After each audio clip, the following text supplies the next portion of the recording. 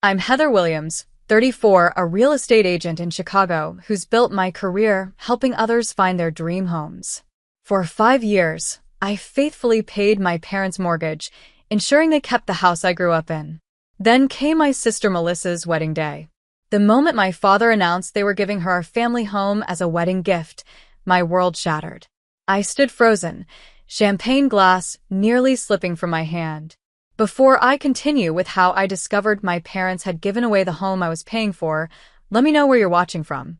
Drop a like and subscribe if you've ever felt your generosity was taken advantage of by family. Growing up in suburban Chicago, our family home on Maple Street represented stability and warmth. The two-story colonial with blue shutters wasn't luxurious, but it was filled with memories. My father Richard worked as an accountant at a mid-sized firm, while my mother Diane taught third grade at the local elementary school. Our lives followed predictable routines, Sunday dinners together, summer barbecues in the backyard, and holiday traditions that remained unchanged year after year. My sister Melissa arrived when I was 5 years old. From the beginning, there was an undeniable difference in how our parents treated us. I noticed it first on my 10th birthday when my requested sleepover party was downscaled to just 2 friends because parties are expensive. Yet 3 months later, Melissa's 5th birthday featured a rented bounce house, professional face painter, and 20 classmates. At the time, I attributed it to her being the baby of the family. As we grew older, the pattern continued. When I needed braces, I was told to wait another year because insurance would cover more later. Melissa got hers immediately. For my 16th birthday, I received driving lessons while Melissa's sweet 16, years later, came with a used but reliable Honda Civic. My parents justified these differences with various explanations. Timing was better, finances had improved, or most commonly, your sister needs more support than you do. You're so independent. That independence wasn't innate, it was cultivated by necessity. By high school, I understood that if I wanted something, I needed to earn it myself. I started babysitting at 14, added a weekend job at the local grocery store at 16, and worked nearly full-time hours during college breaks. Meanwhile, Melissa's only responsibility was maintaining decent grades, which she barely achieved. College created an even wider divide. I attended State University on a partial scholarship, working 3 part-time jobs to cover the remainder. My parents contributed what they called what we can afford, about $1,500 per semester. For Melissa, they somehow found enough to cover full tuition at a private liberal arts college, explaining that she wouldn't manage with student loans like you can. Despite these disparities, I loved my family and accepted that this was simply our dynamic. I channeled my energy into building my own success, majoring in business, with a focus on real estate. The 2008 economic crisis hit just as I graduated, making entry into the housing market brutal. While many of my classmates abandoned their career plans, I persisted, taking a position as an administrative assistant at a small agency while earning my real estate license at night. Those early years tested every ounce of my determination. I lived in a tiny studio apartment with secondhand furniture, drove a car that broke down monthly, and subsisted on ramen and coffee. My first year as an agent yielded exactly 2 sales, barely covering my basic expenses. My parents offered little support beyond occasional home-cooked meals when I visited, always accompanied by gentle suggestions that I consider a more stable career path. The breakthrough came in my 3rd year when I connected with a wealthy client looking to downsize from her lakefront mansion. Her satisfaction with my service led to referrals among her social circle, and suddenly I found myself specializing in luxury properties. By age 28, I had moved into a comfortable downtown condo, leased a new car, and established myself as a rising star in Chicago real estate. During this time, Melissa drifted between various passion projects. After graduating with an art history degree, she worked briefly at a gallery before deciding it wasn't spiritually fulfilling. She then cycled through jobs as a barista, personal assistant, and eventually settled on becoming a yoga instructor, teaching a few classes weekly at an upscale studio. The inconsistent income didn't seem to affect her lifestyle, which featured frequent brunches, weekend trips, and a surprisingly extensive wardrobe. Her secret was simple. Our parents continued subsidizing her life. They covered her phone bill, helped with rent when she came up short, and provided a general safety net that allowed her carefree approach to adulthood. I noticed these things during family gatherings but said nothing, believing that eventually Melissa would need to stand on her own feet. Then came the first family crisis. My father called one evening, his voice uncharacteristically shaky. At 58, he'd been included in a company-wide downsizing. After 30 years with the same firm, he was unemployed with a severance package that would last 6 months at best. During the same period, my mother received a diagnosis of rheumatoid arthritis, requiring expensive treatments partially covered by her school district insurance.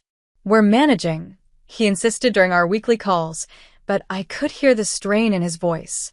3 months later, during a Sunday visit, I found past due notices on the kitchen counter while my mother was showing me her garden. When confronted, my parents reluctantly admitted they had fallen behind on mortgage payments. Pride had prevented them from sharing the full extent of their financial troubles. "It's temporary," my father assured me. "Once I find another position, we'll catch up." But accounting positions for professionals nearing retirement age proved scarce, and my mother's medical expenses continued mounting. After a sleepless night considering options, I made them an offer. I would cover their mortgage payments until they regained financial stability. Additionally, I'd help with medical bills not covered by insurance. The relief on their faces made any hesitation vanish. "This is still your inheritance someday," my mother said tearfully. "The house will always be yours eventually. We'll never forget this, Heather." What began as a temporary arrangement extended as my father's job search stretched from months into years. He eventually found part-time consulting work that provided some income, but no benefits. My mother reduced her teaching schedule to accommodate her health limitations. Each month, I transferred the mortgage payment directly to their bank, plus extra for utilities and groceries. During monthly visits, I helped with house maintenance and took them to appointments. Meanwhile, Melissa's life continued unaffected by our parents' struggles. Her visits home became less frequent as she pursued her latest interest, attending yoga retreats and spiritual workshops. When she did appear for holidays or birthdays, she brought token gifts but offered no substantial help. If she knew about my financial support, she never acknowledged it. Everything changed when Melissa met Brandon Taylor at a charity gala she attended with a wealthy client from her yoga studio. Brandon, son of a prominent family owning several car dealerships across the Midwest, was immediately taken with my sister's free-spirited personality and striking looks. Their whirlwind romance progressed rapidly, with Instagram posts showing them at exclusive restaurants, weekend getaways in his family's private plane, and courtside seats at Bulls games. "He's different from the others," my mother gushed during one of my visits. "So established and from such a good family." I noticed my parents suddenly finding energy for activities that had previously become too difficult. Shopping trips with Melissa, dinner parties when Brandon visited, even repainting the guest room that had remained untouched for years. Their financial constraints seemed forgotten when it came to participating in my sister's exciting new relationship. 6 months after meeting, Brandon proposed with a diamond ring that probably cost more than my annual mortgage contributions. Just like that, wedding planning consumed our family's universe. The engagement party at the Taylor family's country club marked my first indication that something was shifting in our family dynamic. The sprawling golf course property, with its colonial clubhouse, normally hosted celebrities and politicians, not middle-class families like ours. Yet my parents navigated the space with surprising comfort, introducing themselves to Brandon's connections with practiced ease. I arrived alone, having scheduled the event between property showings. Despite my professional success, I felt distinctly out of place among guests who discussed summer homes and European vacations. My tailored black dress, which normally projected confidence during business meetings, seemed inadequate compared to the designer outfits surrounding me. "Heather, you finally made it," my mother called, waving from a group of women I didn't recognize. Her cheeks were flushed from champagne, her eyes bright with excitement. As I approached, I caught the tail end of their conversation. "The wedding gift is going to be absolutely perfect," my mother was saying. something they can build their future on. The women nodded approvingly before dispersing as I reached them. When I asked what wedding gift she meant, my mother patted my arm dismissively. Just some ideas we're considering. Nothing definite yet. Have you tried the crab cakes? They're divine. The subject change was obvious, but I didn't press further. Throughout the evening, I noticed multiple hushed conversations between my parents and Brandon's family, with meaningful glances and enthusiastic nodding. Whatever they were planning, I wasn't being included. 2 weeks after the engagement party, my father called asking if I could increase my monthly contribution temporarily. The roof is showing some wear, he explained. We've got a contractor coming to give an estimate, but we should probably handle it before winter. I agreed without hesitation, transferring an additional $2,000. However, when I stopped by unexpectedly the following weekend, there was no sign of roofing work or preparations. Instead, I found my mother and Melissa surrounded by wedding magazines, fabric swatches, and a half-empty bottle of champagne. Just getting some initial ideas, my mother explained, hastily gathering the materials. Nothing extravagant. The caterer's estimate visible on the coffee table suggested otherwise, with a per plate cost exceeding what most people spend on an entire dinner out. When I gently inquired about priorities, my mother became defensive. This is Melissa's special day. We've put aside some savings specifically for this. What's savings? I asked, knowing their financial situation intimately. You wouldn't understand. My father interjected from his recliner. Some things are worth stretching for. The conversation ended there, but my concerns grew. Over lunch the following week, I confided in my best friend Rachel Martinez. Am I crazy for feeling uneasy about this? I asked, pushing my salad around the plate. I mean, it's their money ultimately. Rachel's expression turned serious. Except it's not just their money, is it? You've been keeping them afloat for years. Have they ever talked about paying you back? That wasn't the arrangement, I admitted. I never expected repayment. But I also didn't expect them to suddenly find thousands for a lavish wedding. Sounds like you might be enabling them, Rachel suggested gently. Maybe it's time to set some boundaries around your contributions. I nodded, knowing she was right, but the thought of confronting my parents about money felt impossible. They had raised me, supported me in their way, and now needed my help. How could I suddenly attach strings to that assistance? As wedding planning intensified, so did the financial inconsistencies. My parents declined dinner invitations citing budget constraints, yet somehow managed to fund engagement photos at a luxury resort. My mother mentioned cutting back her therapy sessions due to cost, while simultaneously describing the custom mother-of-the-bride dress being made for her. Most concerning, I found myself increasingly excluded from family gatherings. Melissa's bridal shower, cake tastings, venue tours, I learned about these events afterward through social media or casual mentions. When I asked why I hadn't been included, the answers were always variations of, "We didn't want to bother you," or "We know how busy you are with work." Meanwhile, I continued paying the mortgage, property taxes, and contributing to medical expenses. Each month, the total approached $3,000, money I had originally planned to invest in a second property. 5 years into this arrangement, my contributions exceeded $160,000. 6 months before the wedding, I stopped by my parents' house to drop off my mother's birthday gift. No cars were in the driveway, but lights were on inside. I used my key to enter, calling out as I stepped into the foyer. Voices from the dining room fell silent. When I rounded the corner, I found my parents seated with an older gentleman in a suit, papers spread across the table. "Heather, we weren't expecting you," my mother said, quickly gathering the documents into a folder. "Sorry to interrupt. I brought your birthday gift." I placed the wrapped package on the sideboard, eyeing the stranger. "This is Mr. Patterson," my father said reluctantly. "Our attorney. Just updating some paperwork." The man nodded politely, offering no further explanation. An awkward silence followed until my mother suggested we have coffee in the kitchen, effectively removing me from the dining room. As we waited for the coffee to brew, I noticed her nervous energy. Rearranging mugs, wiping already clean counters. Is everything okay? I asked. You're not having legal problems, are you? Nothing like that, she assured me quickly. Just getting some affairs in order. At our age, it's important to have everything properly documented. Before I could probe further, my father joined us, his expression unusually buoyant. Good news, Heather.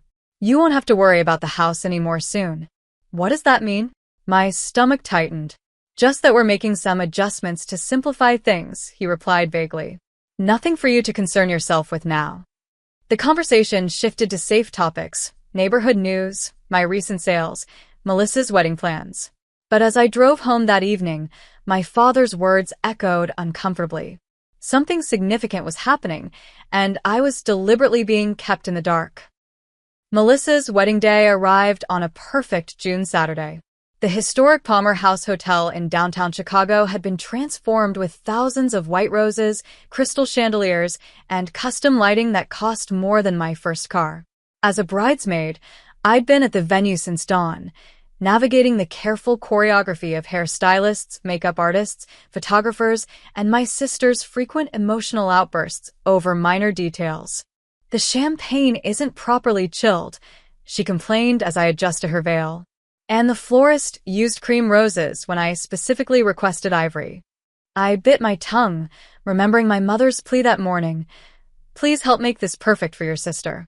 It's the most important day of her life. So I chilled champagne, soothed tensions between bridesmaids, and tracked down the wedding planner to address the catastrophic difference between cream and ivory roses. Through it all, I maintained a practiced smile, even as I calculated the approximate cost of each extravagance surrounding us. The ceremony proceeded flawlessly. Melissa looked genuinely beautiful in her designer gown, and Brandon appeared sincerely in love as they exchanged vows. My parents sat in the front row, my mother dabbing tears with an embroidered handkerchief, my father beaming with pride. From the outside, we were the perfect American family celebrating a milestone. At the reception, I sat at the family table, making small talk with Brandon's relatives while nursing a single glass of champagne. I needed clarity for what I sensed was coming. Throughout the cocktail hour, I noticed my parents huddled with Brandon's family, sharing significant looks and whispered conversations. Whatever surprise they had planned, it would happen soon. After the main course, my father stood and tapped his glass for attention. The room quieted as he began a sentimental speech about watching his youngest daughter grow into the beautiful woman before us. He spoke about family legacy, the importance of strong foundations, and the joy of helping the next generation begin their journey. Which is why, he said, his voice thick with emotion, your mother and I are giving you our home as your wedding gift. The house where you grew up, where we've made so many memories, is now yours to fill with new ones. The room erupted in applause. Guests at nearby tables smiled approvingly, whispering about such a meaningful, generous gift. Melissa gasped theatrically, clutching Brandon's arm as tears streamed down her face. My mother wiped her own eyes while accepting congratulations from those around her. I sat motionless, the half-empty champagne flute trembling slightly in my hand.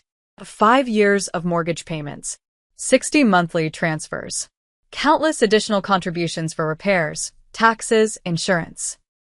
All for a house that had just been given away without a single word of consultation. Memories flashed through my mind. My mother's tearful gratitude when I first offered to help. My father's repeated assurances that the house will be yours someday. Weekends spent painting rooms, fixing leaky faucets, and maintaining the property I believed would eventually become mine.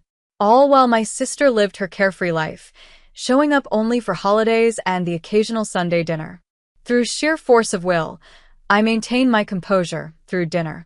I mechanically participated in toasts, smiled for photographs, and even managed to hug Melissa when she gushed about how totally amazing our parents' gift was. But when the dancing began and attention dispersed, I quietly gathered my things and slipped out a side entrance.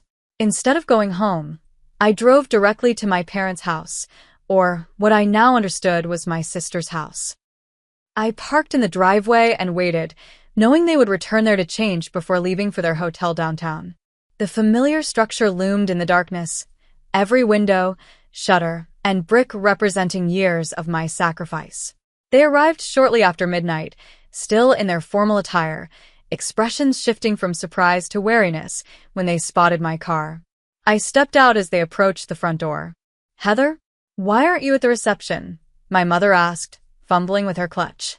"We need to talk," I said simply, following them inside. In the living room, still decorated with pre-wedding photographs and gifts, I finally asked the question burning through me. "How could you give away a house I've been paying for without even discussing it with me?"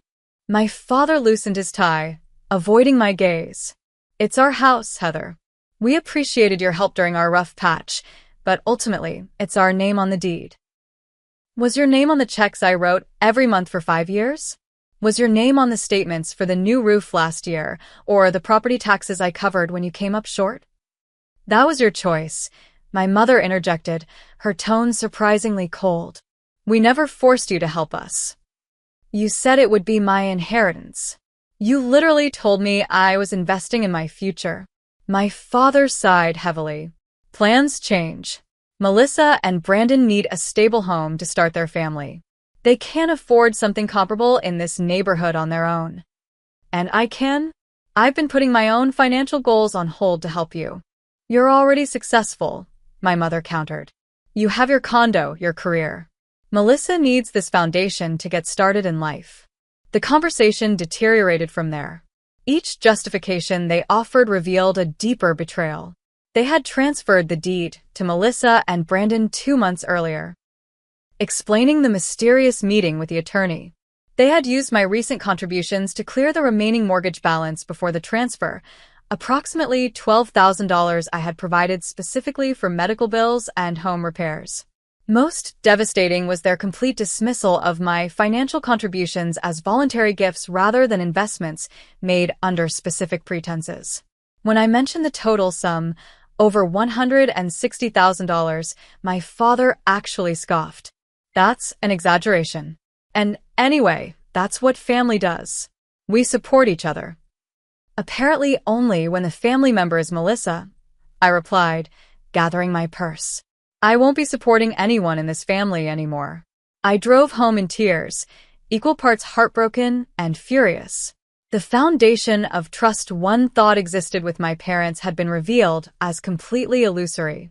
For them, I had never been an equal child deserving of the same consideration as my sister. I was the reliable one, the successful one, the one who didn't need their support or loyalty. That night, as I curled on my sofa staring at the Chicago skyline through tear-blurred eyes, I realized I needed to completely recalibrate my understanding of my family and my place within it. The week following the wedding passed in a haze of work appointments and avoided phone calls. My parents called daily at first, then every few days, leaving voicemails that ranged from concerned to annoyed. Melissa texted once, thanking me for being part of her special day, with no mention of the house.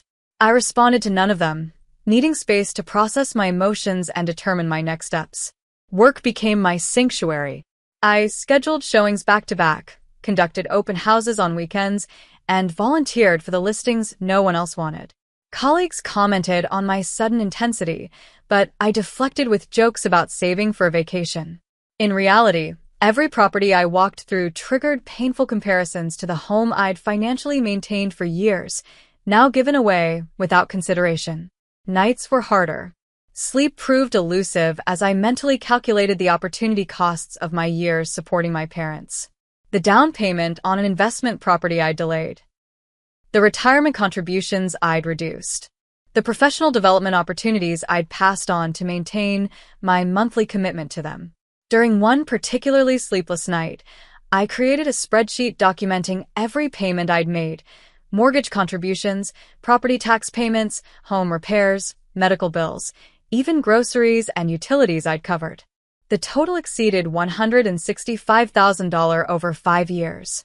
Seeing the figure in black and white crystallized my resolve. I needed professional advice. Samantha Ford, a financial advisor recommended by a colleague, reviewed my documentation during a Monday morning appointment. Her expression remained professionally neutral, but her questions revealed her assessment. Was there any written agreement regarding these contributions? Nothing formal, I admitted. It was a family arrangement, and the verbal understanding was that the house would eventually be yours? They said it repeatedly, that I was investing in my inheritance. She nodded, making notes. Unfortunately, without documentation, this falls into a gray area legally. You could potentially pursue a civil case based on verbal contract or unjust enrichment, but family court battles are expensive and emotionally draining. What would you recommend? Honestly, consider it an expensive lesson about mixing family and finances without proper documentation. Stop all financial support immediately, protect your assets going forward, and decide what kind of relationship you want with your family, with clear boundaries. Her advice, though difficult to hear, provided clarity. That evening, I drafted a detailed email to my parents. I listed every payment I'd made, explained my understanding of our arrangement, and formally announced the immediate termination of all financial support. The tone was businesslike rather than emotional, a final statement rather than an invitation to negotiate. Their response came within hours. A lengthy, emotional message that oscillated between defensive justification and manipulative guilt. My mother wrote most of it, emphasizing Melissa's needs versus my stability, invoking family loyalty, and suggesting I was being selfish for withdrawing support when they had given me life and raised me. My father added a brief paragraph expressing disappointment in my transactional view of family relationships. Neither acknowledged the fundamental betrayal or offered to address the financial implications of their actions. Reading between the lines, they expected our relationship to continue as before, minus my financial contributions, but with my emotional support intact. The email confirmed what I needed to know. Nothing would change unless I forced that change. Meanwhile, Melissa and Brandon moved into the house immediately after returning from their honeymoon in Bali. Her Instagram became a showcase of renovation projects. Tearing out the kitchen my parents had used for 30 years, replacing the backyard garden my mother had tenderly maintained with a hot tub and outdoor kitchen, painting over the growth chart marked on the laundry room wall that showed both our heights from childhood. Each modification felt like another erasure of my connection to the home. The most painful came 3 weeks after the wedding, a cheerful text with photos attached. Making big changes to your old bedroom. Want to come see before the contractors gut it completely? Rachel helped me maintain perspective during this period. We met weekly for coffee, her steady presence a counterbalance to the emotional turmoil. When I showed her Melissa's text, she took my phone and blocked my sister's number without comment, then returned it with a simple, "Not helpful right now." She was right. Distance was the only thing preserving my sanity as I reconstructed my understanding of my family relationships. I maintained the no-contact policy through June and into July, focusing instead on rebuilding my financial planning and reconnecting with friends I neglected while prioritizing family obligations. Then came the call that broke the silence. My father, using his office number I hadn't blocked, left a voicemail that seemed carefully casual. "Heather, it's Dad. Hope you're doing well. Your mother and I have been thinking about our living situation. The house is really too big for us now, and Melissa and Brandon are eager to have their privacy as newlyweds. We're considering options for the next few months. Let's catch up soon." The message contained no apology, no acknowledgement of our conflict, just a transparent hint about needing housing. I didn't return the call, but the voicemail haunted me. Were they genuinely being asked to leave the house they'd given away? Had they not considered their own living arrangements before making such a monumental decision? A second call came a week later, this time from my mother. "Sweetheart, we haven't heard from you in ages. We're having a small family dinner Sunday, and really hope you'll join us. There are some things we'd like to discuss about our future plans." Again, no reference to our conflict or my feelings, just an expectation that I would appear when summoned for family dinner. I declined via text, citing work commitments. The brief exchange opened the door to more messages, each containing vague references to their temporary living situation and suggestions that they might need a place to stay soon. The implication became increasingly clear. Having given away their home, My parents now expected to move into my vacation property, a small lakeside cottage in Michigan I'd purchased the previous year as both personal retreat and rental investment.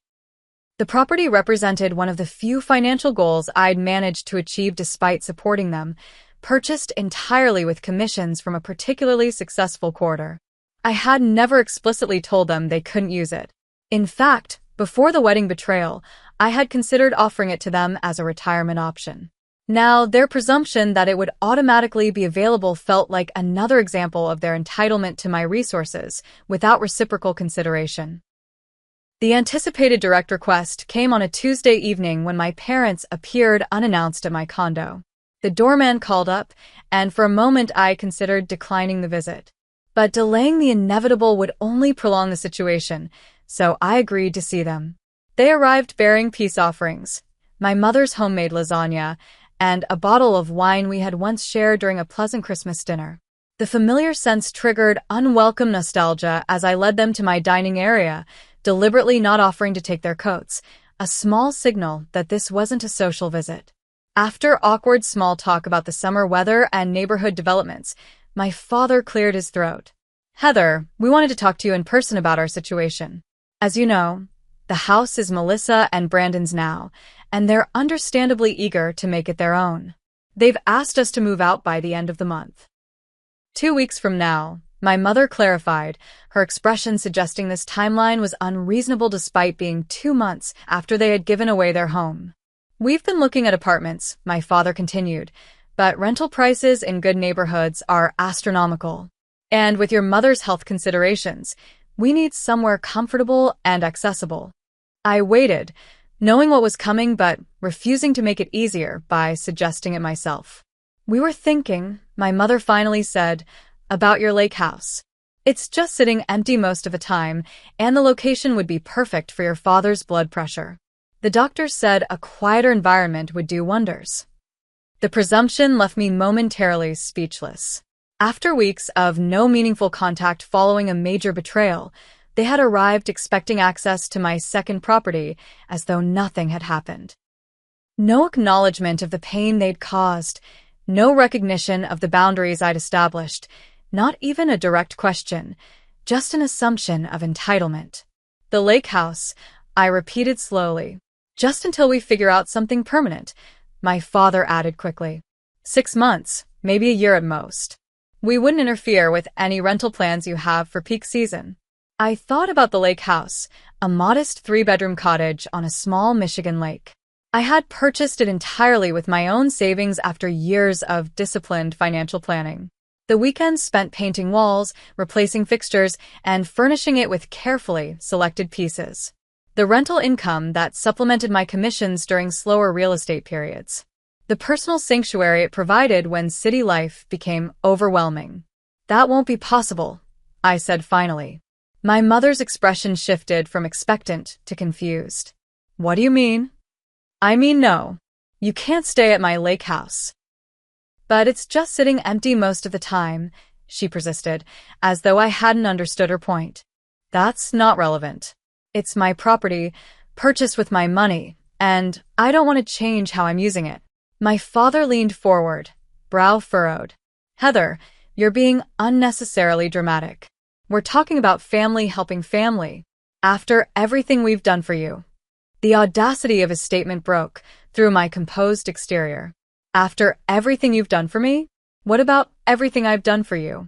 5 years of mortgage payments, property taxes, home repairs, all with the understanding that I was investing in my future inheritance. An inheritance you gave to Melissa without a single conversation with me. That's water under the bridge now," my mother said dismissively. "We need to focus on current solutions. The current solution is that you find an apartment you can afford, just like any other adults would do in your situation." They exchanged glances, clearly unprepared for firm resistance. My father adopted the conciliatory tone he used when negotiating. "Look, I understand you're still upset about the house. But this is different. We're not asking you to give us the lake property, just to let us stay there temporarily. I need time to think about this," I said, standing to signal the end of our conversation. "I'll let you know my decision later this week."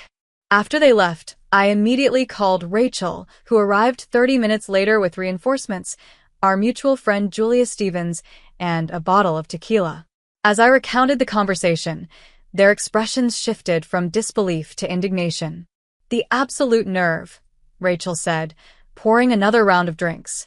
"They give away a house you've been paying for, then expect to move into your vacation property? In what universe does that make sense?"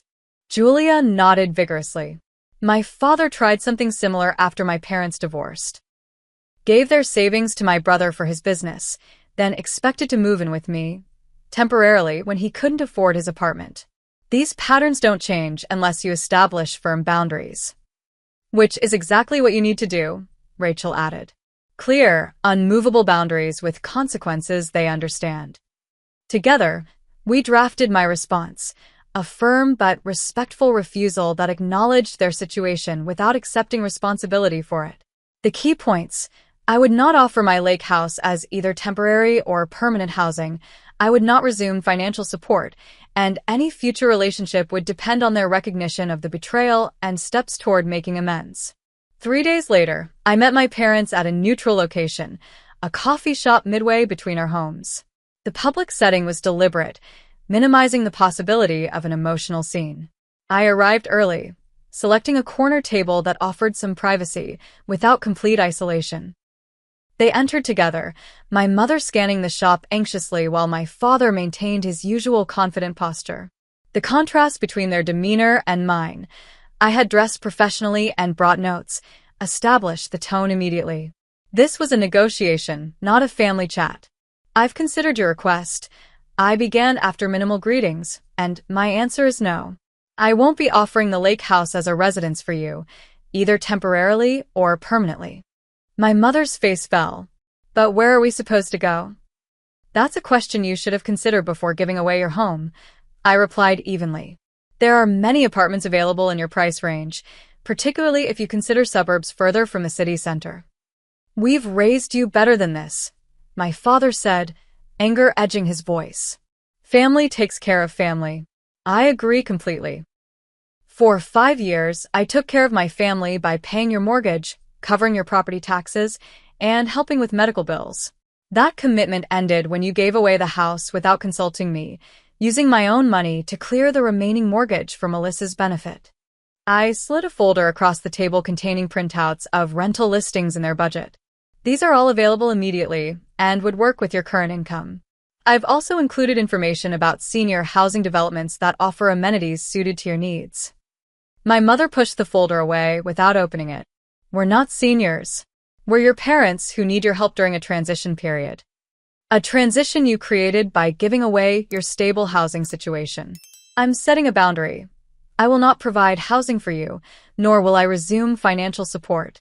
Any future relationship depends on your acknowledgement of how your actions impacted me and steps toward making amends." My father's face had reddened during my statement. "So that's it? Turn your back on family because of money?" "This isn't about money. It's about respect, consideration, and honesty, all of which were missing when you made decisions that directly affected me without any discussion." The conversation continued for another 20 minutes, cycling through familiar patterns. They minimized my feelings, emphasized family obligation, and attempted to reframe their actions as normal parental prerogative. I maintained my position calmly but firmly, eventually standing to end the discussion. "My decision is final. I hope you find suitable housing soon." The fallout was immediate and widespread. That evening, Melissa called from a new number, bypassing my block. Her voice trembled with indignation as she accused me of leaving our parents homeless and being jealous of her happiness. When I attempted to explain my perspective, she interrupted with, "Brandon and I would never treat family this way," before hanging up. Extended family members took sides after my parents shared their carefully edited version of events. Aunts and uncles who had never expressed interest in my life suddenly sent messages questioning my character and reminding me of family loyalty. Cousins I barely spoke with shared vague social media posts about supporting parents in their golden years that were clearly directed at me. I responded exactly once, sending a group email to extended family detailing the 5 years of financial support I had provided and the circumstances of the house transfer. The message ended with a request for privacy during this family matter and a clear statement that I would not engage in further public discussion. Then I blocked numbers, muted social media accounts, and focused on rebuilding my life without the weight of unjust expectations. The initial pain was intense, but each day brought increasing clarity about the unhealthy dynamics I had accepted for years. For perhaps the first time, I was prioritizing my own well-being over others' unreasonable demands, and despite the difficulty, it felt like breathing freely after years underwater. 2 months passed with minimal contact. Through mutual acquaintances, I learned my parents had found a 2-bedroom apartment in a suburb 15 miles from their former home. Melissa posted fewer renovation updates, suggesting the initial enthusiasm had waned once reality set in. My own life settled into new patterns, more frequent use of my lake house as personal retreat, deeper investment in friendships that had suffered during years of family obligation, and renewed focus on professional growth. The distance proved healing. Without constant family demands, I rediscovered interests I'd abandoned, taking weekend painting classes, joining a book club, even dating casually for the first time in years. My therapy sessions shifted from crisis management to long-term personal development.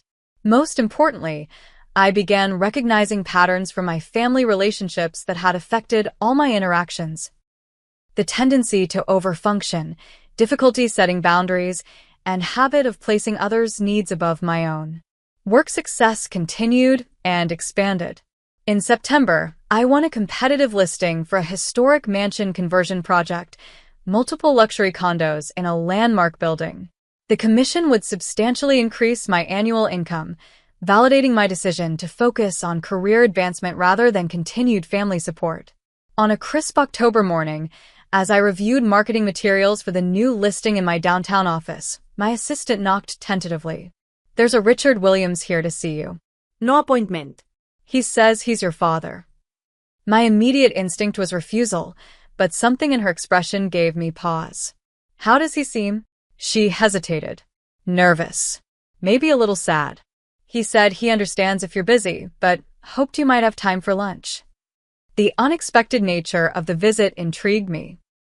My father had always preferred phone calls to face-to-face conversations, especially for difficult topics. His presence at my office suggested an importance beyond our usual interactions. "Tell him I can spare 30 minutes. If the conversation warrants more time, we can continue over lunch." My father entered cautiously, looking older than I remembered. His normally impeccable appearance showed subtle signs of decline: slightly rumpled shirt, hair less perfectly combed, new lines around his eyes. He carried a small gift bag that he placed carefully on my desk. "Your mother's homemade brownies," he explained with an awkward smile. I remembered they were your favorite. I thanked him, but didn't open the bag, instead gesturing toward the visitor's chair.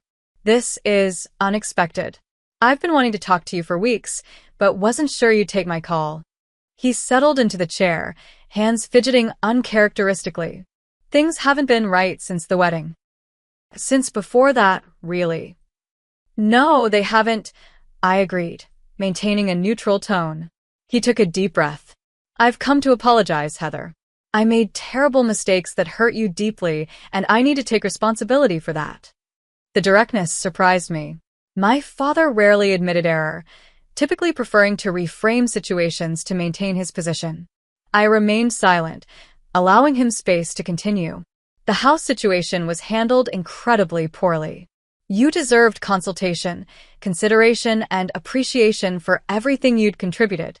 Instead, we excluded you from decisions and dismissed your feelings afterward." "Why?" The question had burned within me for months. He sighed heavily. "The simple answer is that your mother orchestrated most of it, and I failed to stand up for what was right." The longer answer is complicated. Over the next hour, my father revealed the background I hadn't been privy to. My mother had always favored Melissa, seeing in her the social success she herself had never achieved. When Brandon entered the picture with his family connections and wealth, she became determined to secure the relationship, believing a suitable wedding gift would impress his family and cement Melissa's position. I knew it was wrong, my father admitted, especially after everything you'd done for us. I tried suggesting alternatives, helping with a down payment on a different house, offering financial support that wouldn't involve your inheritance. But your mother was fixated on the symbolic value of giving them our family home. And you went along with it. I did. That's my failure entirely. His voice cracked slightly. I've spent my life avoiding conflict with your mother, even when it meant treating you unfairly. That pattern goes back to your childhood, and I never had the courage to break it. The honesty was both validating and painful.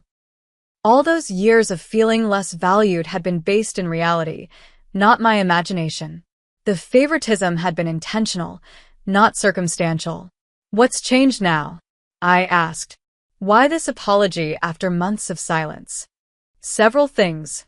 Living in the apartment has given me perspective on what we gave up and what we took from you. Melissa and Brandon are already having problems, making me question the sacrifice. Most importantly, I've started therapy on my own. It's helping me see patterns I was blind to before. He reached across the desk, not quite touching my hand, but bridging some of the distance between us. I don't expect immediate forgiveness, Heather. What we did, caused real harm. I just want you to know I recognize that now, and I'm working to be better. The lunch that followed felt like a conversation with a new person rather than the father I'd known all my life. He asked thoughtful questions about my work, my friends, my interests, topics that had rarely held his attention previously. He shared updates about his part-time consulting work and new connections in their apartment community. Most notably, he mentioned attending some social events without my mother, developing independence that had been absent in their relationship. What about Mom? I finally asked as we finished our meals. Does she share your perspective on what happened? His expression tightened. Not entirely. She recognizes we handled things poorly, but still believes the decision itself was correct. She's struggling with the consequences, both the reduced living circumstances and your distance. I can't resume a relationship that doesn't acknowledge the fundamental problem. I understand. I'm working on her, but ultimately, her journey is separate from mine. I'm here because I need to make things right regardless of her choices. We parted with a tentative plan to meet monthly for lunch. A small step toward rebuilding trust without immediately resuming full family participation. As I watched him walk away, his shoulders straighter than when he'd arrived, I felt a complicated mixture of emotions, lingering hurt but also cautious hope that genuine change might be possible. 2 weeks later, my mother reached out, not with the heartfelt apology my father had offered, but with a stiff invitation to lunch at her favorite restaurant.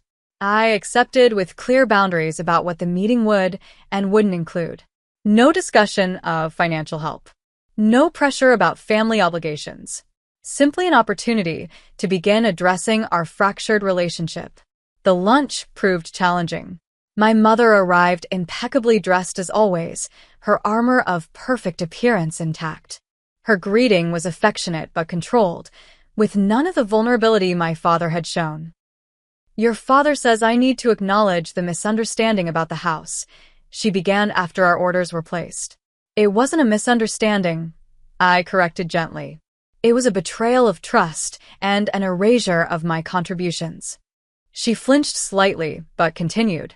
Perhaps we didn't handle it as transparently as we should have. For that, I apologize. The words were right, but the sentiment behind them felt hollow. Throughout the meal, she maintained the narrative that giving Melissa the house had been the correct decision, poorly executed rather than fundamentally flawed. She acknowledged my feelings were hurt, but stopped short of accepting responsibility for causing that hurt. Families go through difficult periods, she concluded as we finished dessert. I hope we can move forward now. It wasn't the reconciliation I had hoped for, but it represented a small step. My mother had made an effort, however limited, to repair the relationship. I could acknowledge that effort while maintaining my boundaries and continuing to assess whether deeper healing was possible. Meanwhile, signs of trouble in Melissa's perfect life began appearing on social media. The enthusiastic renovation posts gave way to vague statements about challenges and growth opportunities. A mutual acquaintance mentioned hearing arguments during a dinner party at the house. Brandon was photographed at a charity event without Melissa, standing noticeably close to his former girlfriend. The house itself began showing signs of neglect. When I drove past one evening out of curiosity, I noticed peeling paint on the shutters, overgrown landscaping, and a broken gutter that had clearly been damaged for some time. The property that had been meticulously maintained during my parents' ownership, with significant financial help from me, was visibly deteriorating under my sister's care. I took no pleasure in these developments, but they provided context for my father's next visit. Over coffee at a neighborhood cafe, he mentioned that Brandon's family business was facing investigation for tax irregularities, creating financial strain in the marriage. They've started arguing about money, he explained. Melissa expected Brandon's family to cover the renovation costs, but that support has disappeared with the legal troubles. Now they're facing contractor bills with limited resources. That's unfortunate, I said neutrally. Your mother is finally seeing the situation clearly, he continued. She built up this fantasy about Melissa marrying into security and stability. Now she's watching that crumble while recognizing she's sacrificed her relationship with you for it. The insight explained my mother's unexpected call the following week, a voice message with audible tears asking if we could talk again. The subsequent conversation, while still guarded on both sides, contained her first genuine acknowledgement of wrongdoing. I convinced myself that helping Melissa secure her future was worth any cost, she admitted. I didn't allow myself to see how unfair that was to you. I'm truly sorry, Heather. The words I had longed to hear for months arrived without the complete healing I had imagined. The apology mattered, but trust would require more than words to rebuild. Still, it opened the door to possibilities I had previously considered closed. A new relationship with my parents based on mutual respect rather than obligation and exploitation. 6 months after the wedding that had shattered our family structure, I stood in the entryway of my newly purchased home in Lincoln Park. The 3-bedroom Victorian had required significant renovation but now reflected my aesthetic perfectly. Warm colors, modern conveniences blended with historical elements, and space for both entertaining and quiet retreat. The purchase represented more than just a real estate investment. It symbolized my commitment to creating my own legacy rather than waiting for an inheritance that might never materialize. The down payment had come from my commission on the historic mansion project, which had been even more successful than anticipated. My promotion to senior partner at the firm followed, bringing additional financial security and professional recognition. My lake house had transformed as well. Once viewed primarily as an investment property with occasional personal use, it had become my sanctuary during the family crisis. Weekend trips expanded to week-long retreats during slower business periods. I added a dedicated office space that allowed remote work, personalized the decor beyond generic rental appeal, and cultivated relationships with year-round neighbors. Perhaps most significantly, my social connections flourished once freed from constant family obligations. Weekly dinners with Rachel evolved to include a wider circle of friends with similar interests and values. I joined professional organizations I'd previously neglected, building a network of colleagues who appreciated my expertise and supported my career advancement. Regular therapy sessions helped me recognize and address patterns established in childhood, the excessive responsibility I assumed, difficulty expressing needs, and tendency to anticipate others' requirements before my own. Gradually, these awareness led to behavioral changes. Setting clear boundaries, communicating expectations directly, and allowing myself to receive support rather than always providing it. My relationship with my parents evolved into a carefully structured arrangement. Monthly lunches with my father became a consistent bright spot, his genuine efforts to understand my perspective creating space for authentic connection. He maintained his individual therapy, developing independence that transformed our interactions from parent-child dynamics to adult relationships. My mother proved more challenging. Initial progress after her tearful apology stalled as she struggled to fully acknowledge the damage caused by decades of favoritism. Our contact remained limited to occasional lunches and brief phone calls, always with clear boundaries about acceptable topics. The distance felt necessary for my well-being even as I hoped for eventual deeper reconciliation. Melissa and I established minimal communication. After several months of silence, she sent a text suggesting coffee to clear the air. The resulting conversation revealed little self-awareness about her role in the family dysfunction, but at least acknowledged that I had legitimate grievances about the house situation. We settled into polite distance, birthday messages, holiday acknowledgments, but no pretense of close sisterhood. Her marriage to Brandon encountered increasing difficulties as the initial glow faded. His family's legal troubles resulted in significant lifestyle adjustments, creating tension between them. The house became a point of contention rather than joy, too expensive to maintain properly on their reduced income, but impossible to sell without admitting failure. Social media posts grew less frequent and less enthusiastic, occasionally revealing glimpses of the crumbling facade. One unusually warm spring afternoon, I received an unexpected email from my mother. Rather than the usual brief updates or attempts at reconciliation, this contained a lengthy, thoughtful reflection on our family history. She wrote about recognizing patterns in her own upbringing that she had unconsciously perpetuated, acknowledged the damage her favoritism had caused, and expressed genuine remorse for the house betrayal. I convinced myself I was doing what was best for the family, she wrote, but I was actually protecting my own vision of what our family should be. That vision cost me my relationship with my remarkable elder daughter, a price I now understand was far too high. The email concluded with a request for family therapy, not to erase the past but to create healthier patterns for the future. After consultation with my individual therapist, I agreed to a trial session, approaching the opportunity with cautious optimism tempered by protective boundaries. The first session proved surprisingly productive. With professional guidance, my father expanded on insights from his individual therapy, my mother listened without defensive interruption for perhaps the first time in our relationship, and I articulated long-suppressed feelings without either minimization or excessive anger. We left with homework, specific communication exercises and reflection questions, and a commitment to continue the process. Progress came incrementally over subsequent months. Some sessions yielded significant breakthroughs. Others devolved into familiar patterns requiring redirection from our therapist. Gradually, however, new understanding emerged. My parents acknowledged the impact of their actions more fully. I recognized complexities in their motivations beyond simple favoritism. Together, we identified healthier ways to interact while respecting established boundaries. My personal life flourished during this period of family reconstruction.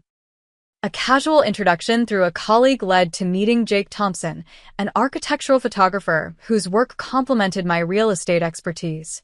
Our relationship developed with refreshing straightforwardness, clear communication about expectations, mutual respect for professional commitments, and shared appreciation for quiet evenings rather than social whirlwinds.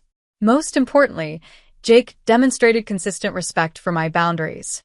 When I explained my complex family situation and the importance of maintaining certain protective measures, he listened without judgment or pressure. His own experience with challenging family dynamics created natural empathy, while his healthy relationship with his parents provided a model of what balanced adult family connections could look like. By the following Christmas, 18 months after the wedding that had fractured our family, we had established a new normal. Holiday dinner took place at my home rather than my parents' apartment or Melissa's house, creating neutral territory. Gift exchanges remained modest, focusing on thoughtfulness rather than extravagance. Conversations stayed within agreed boundaries, avoiding triggers that might resurrect old conflicts. Melissa and Brandon attended, their relationship visibly strained despite attempts at holiday cheer. The house that had been the center of our family drama was now up for sale, their marriage unable to withstand the financial pressures and underlying resentments. Neither acknowledged the irony directly, but my father's knowing glance across the table communicated volumes about lessons learned too late. Looking back on the tumultuous journey from betrayal to tentative healing, I recognize now that the house itself was never the central issue. It simply crystallized patterns established throughout my childhood. The imbalanced family system, unequal expectations, and dismissal of my needs in favor of my sister's wants. The painful experience forced confrontation with dynamics that might otherwise have continued indefinitely, creating opportunity for growth even through tremendous hurt. The greatest lesson emerged gradually.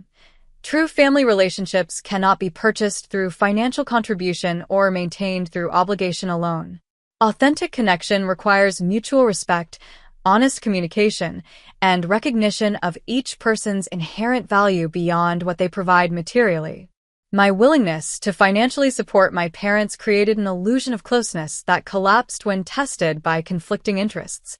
Equally important was learning that boundaries aren't selfish, but essential for healthy relationships. By clearly defining what I would and wouldn't accept, I created space for genuine healing rather than superficial reconciliation. Those boundaries allowed me to maintain connection with my parents while protecting myself from further exploitation, a balance that benefited everyone involved. Perhaps most valuable was the realization that self-advocacy doesn't require abandoning compassion. I could stand firm in my own worth while still extending understanding toward my parents' limitations. Their actions caused real harm, but recognizing the complex factors behind those actions allowed me to move toward forgiveness without diminishing the importance of accountability. Today, as I build my life with intentionality rather than obligation, I understand that family relationships require ongoing maintenance rather than assumed permanence. The bonds we share with relatives deserve nurturing through mutual respect and clear communication, not automatic loyalty, regardless of treatment. This understanding influences all my relationships with family, friends, colleagues, and potential partners. The journey continues, with occasional setbacks alongside significant progress. Some family gatherings still activate old patterns. Some conversations still navigate carefully around sensitive topics. But the foundation has shifted from unquestioned sacrifice to balanced reciprocity, creating space for authentic connection rather than performance of expected roles. If my story resonates with you, consider examining the unspoken expectations in your own family relationships. Are you giving from genuine love or obligation? Are your contributions recognized and reciprocated? Most importantly, do your family dynamics support your growth or limit your potential? The answers may reveal patterns worth addressing before they culminate in painful confrontation. What family expectations have you struggled with? Have you ever had to set difficult boundaries with loved ones? Share your experiences in the comments below. If this story helped you recognize unhealthy patterns in your own relationships, please like and subscribe for more insights on family dynamics and personal growth. Remember that prioritizing your well-being isn't selfish. It's the foundation for building truly healthy connections with others. Thank you for joining me on this journey.